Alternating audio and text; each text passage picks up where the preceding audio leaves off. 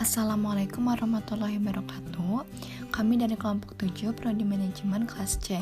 Di sini kami akan menyampaikan materi tentang Pancasila sebagai dasar pengembangan ilmu pengetahuan dan teknologi yang disusun oleh yang pertama ada Robi Mauladi Nugraha dengan NPM 213402119. Yang kedua ada Dea Karmila dengan NPM 213402027. Yang ketiga ada Diani Tarsiani dengan NPM 213402026. Yang keempat ada saya Sabilatur Rohmah dengan NPM 213402126. Dan yang terakhir ada Vini Oktaviani dengan NPM 213402125. Pengertian Pancasila sebagai dasar nilai pengembangan ilmu dapat mengacu pada beberapa jenis pemahaman. Yang pertama, bahwa setiap ilmu pengetahuan dan teknologi yang dikembangkan di Indonesia haruslah tidak bertentangan dengan nilai-nilai yang terkandung dalam Pancasila. Yang kedua, bahwa setiap iptek yang dikembangkan di Indonesia harus menyertakan nilai-nilai Pancasila sebagai faktor internal pengembangan iptek itu sendiri. Yang ketiga, nilai-nilai Pancasila berperan sebagai rambu normatif bagi pengembangan iptek di Indonesia.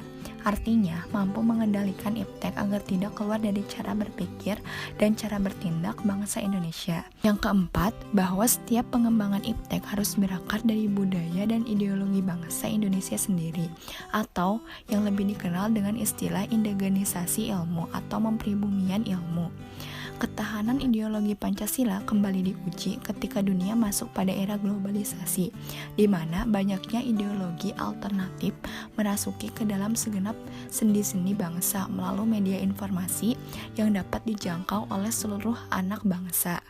Perkembangan dialektika Pancasila di zaman modern ini merupakan hal yang sangat strategis. Bila segenap elemen bangsa masih meyakini kebenaran nilai-nilai Pancasila, maka kini tantangannya ada pada bagaimana mendudukan nilai-nilai tersebut dalam setiap dimensi kehidupan, termasuk di bidang ekonomi. Satu elemen fondasi dalam perekonomian ini adalah mekanisme pengolahan dalam suatu perusahaan. Ekonomi yang kuat berawal dari manajemen yang tepat. Manajemen yang tepat selalu dilandasi dengan misi yang kuat. Nah, di titik inilah Pancasila sebagai falsafah hidup mutlak dibutuhkan. Selain sebagai faktor pembeda, menghidupkan Pancasila pada fase tersebut diyakini mampu menciptakan sebuah daya saing tersendiri bagi produsen lokal. Studi tentang manajemen berbasis kearifan lokal tak dapat dipisahkan dari pemahaman pandangan hidup bangsa Indonesia, yaitu Pancasila.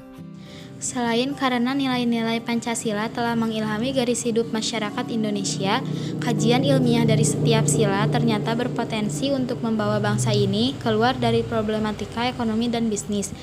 Meski sebagian kalangan memisahkan secara jelas implementasi keimanan dengan bisnis, realitas di lapangan mulai praktik korupsi hingga upaya monopoli demi kepentingan individu maupun kelompok, setidaknya mengingatkan kita akan semangat sila pertama Pancasila. Kristalisasi nilai ketuhanan yang Maha Esa diawali dengan pemahaman bahwa setiap pribadi memiliki tanggung jawab atas setiap tutur kata maupun tindak tanduknya, baik di bumi maupun di akhirat. Karena itu, ketika seseorang melakukan aktivitas ekonomi pun tidak dapat berkelip dari tanggung jawab tersebut. Untuk mengetahui seberapa besar Pancasila melandasi ilmu manajemen, kita dapat melihatnya dengan cara menjabarkan terlebih dahulu kelima sila ke dalam indikator kebijakan dan perilaku.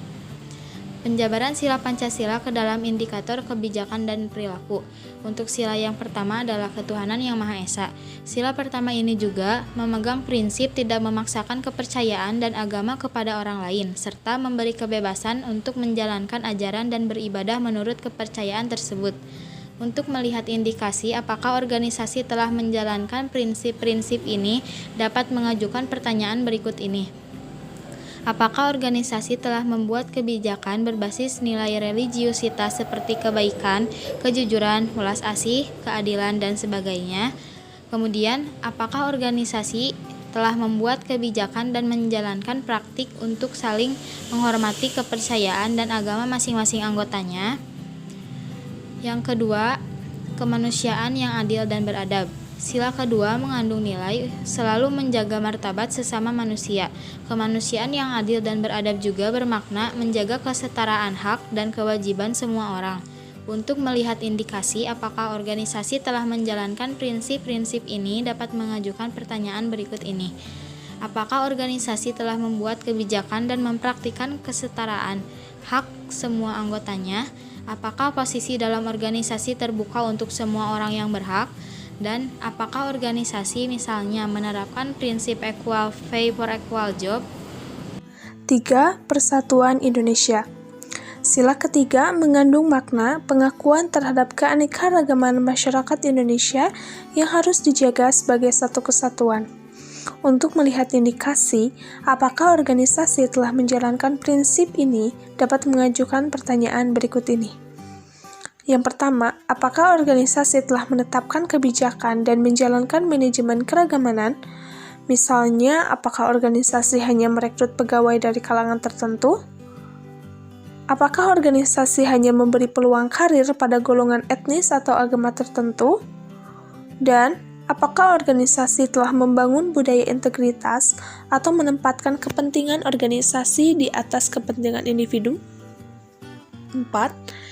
Kerakyatan yang dipimpin oleh hikmah kebijaksanaan dalam permusyawaratan perwakilan. Sila keempat mengandung makna Indonesia adalah bangsa demokratis. Keputusan diambil berdasarkan musyawarah dengan semua pemangku kepentingan. Musyawarah dilakukan melalui perwakilan. Para wakil yang dipilih adalah orang yang memiliki hikmah dan bijaksana. Untuk melihat indikasi apakah organisasi telah menjalankan prinsip ini, dapat mengajukan pertanyaan berikut ini. Yang pertama, apakah organisasi dalam membuat keputusan melibatkan semua pemangku kepentingan? Apakah organisasi sistem pengambilan keputusan dari bawah ke atas atau bottom up? Dan apakah keputusan yang diambil didasarkan atas mufakat? 5. Keadilan sosial bagi seluruh rakyat Indonesia. Sila kelima memiliki tujuan dari penyelenggaraan negara adalah untuk menyejahterakan seluruh masyarakat Indonesia secara adil. Untuk melihat indikasi apakah suatu organisasi menjalankan prinsip sila kelima, ajukan pertanyaan sebagai berikut. Yang pertama, apakah organisasi telah menetapkan kebijakan dan menerapkan sistem yang adil dalam remunerasi? Dan apakah ada kesenjangan remunerasi antara manajemen puncak dengan di bawahnya? Implementasi nilai-nilai Pancasila dalam kaitannya dengan kebijakan ekonomi. 1. Nilai ketuhanan yang Maha Esa. Nilai ketuhanan yang Maha Esa merupakan dasar moral dari perilaku ekonomi Indonesia. Sesuai dengan asas ini, diharapkan kebijakan yang dibuat oleh pemerintah dengan mempertimbangkan moral ekonomi Indonesia yang dilandasi atau menjadi pedoman perilaku ekonomi perorangan dan kelompok dalam masyarakat. Sehingga dalam hal ini timbul semangat pembangunan ekonomi tanpa adanya diskriminasi antara pemodal besar dengan pemodal kecil. Dengan kata lain, bahwa roda perekonomian digerakkan oleh rangsangan-rangsangan ekonomi, sosial, dan moral. 2. Nilai kemanusiaan yang adil dan beradab. Semangat kekeluargaan, cinta mencintai, tenggang rasa, bila sudah merata pada seluruh anggota masyarakat akan menjelma menjadi semangat solidaritas sosial menuju kemerataan pada bidang sosial. Dalam pelaksanaan program kebijakan proteksi usaha, pelaku usaha kecil harus menyampaikan aspirasi serta kritik kepada pemerintah, agar terjadi jaring aspirasi sehingga perumusan kebijakan akan sesuai yang dibutuhkan oleh para pelaku usaha kecil. Begitu pula dengan pemerintah yang harus menyesuaikan serta berlaku adil antara kebutuhan pelaku usaha kecil dengan perusahaan yang sudah jauh lebih baik dibandingkan dengan pelaku usaha kecil, sehingga ada kehendak kuat dari seluruh masyarakat untuk mewujudkan kemerataan sosial. 3. Nilai persatuan Indonesia. Semangat nasionalisme di bidang ekonomi selalu menjiwai bangsa Indonesia. Kita harus bisa menganalisis setiap kasus kebijakan ekonomi yang hendak diambil. Apakah akan ada atau tidaknya peningkatan ketahanan ekonomi nasional. Prioritas kebijaksanaan ekonomi adalah penciptaan perekonomian nasional yang tangguh. Hal ini berarti nasionalisme menjiwai setiap kebijakan ekonomi. 4. Nilai kerakyatan yang dipimpin oleh hikmat kebijaksanaan dalam permusyawaratan perwakilan. Adanya inisiatif dari para pelaku usaha pada beberapa klaster industri yang secara bersama-sama bersepakat untuk membuat suatu organisasi sebagai wadah permodalan bagi rumpun usaha yang akan mereka geluti. Sebagai contoh, dalam organisasi koperasi yang berwatak sosial untuk membantu memperjuangkan kepentingan masyarakat.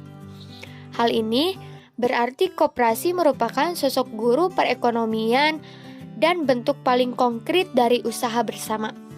5. Nilai keadilan sosial bagi seluruh rakyat Indonesia. Adanya imbangan yang jelas dan tegas antara perencanaan di tingkat nasional dengan desentralisasi dalam pelaksanaan kebijaksanaan ekonomi untuk mencapai keadilan ekonomi dan keadilan sosial.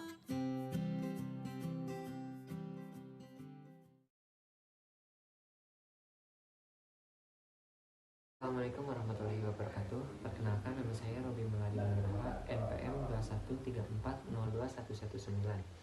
Kesan saya selama pembelajaran pendidikan Pancasila secara daring ini menurut saya sangat memuaskan. Karena dengan pembelajaran daring ini dapat membuat kita menjadi pribadi yang lebih produktif sehingga kita bisa melakukan contohnya belajar sambil bekerja dan yang lainnya. Selain itu, setiap pertemuan dapat kita lihat kembali di YouTube sehingga memudahkan kita jika kita lupa atau ingin mengulas kembali apa yang telah disampaikan.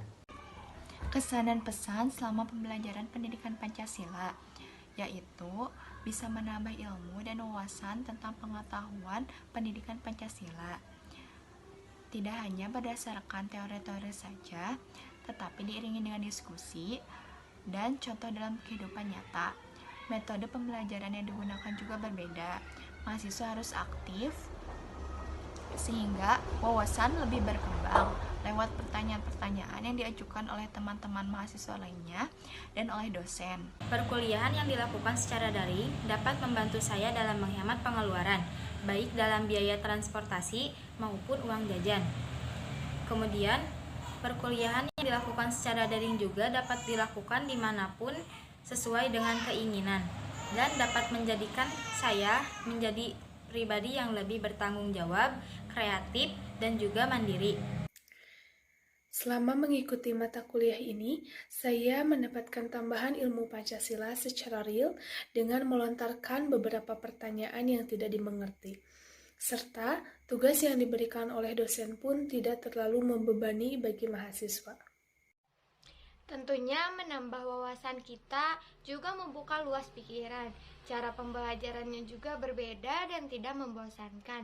Kita dituntut untuk selalu aktif saat berdiskusi dengan sering bertanya. Cara menyampaikan materinya juga baik dan mudah dipahami. Semoga kedepannya bisa lebih baik lagi. Terima kasih. Wassalamualaikum warahmatullahi wabarakatuh.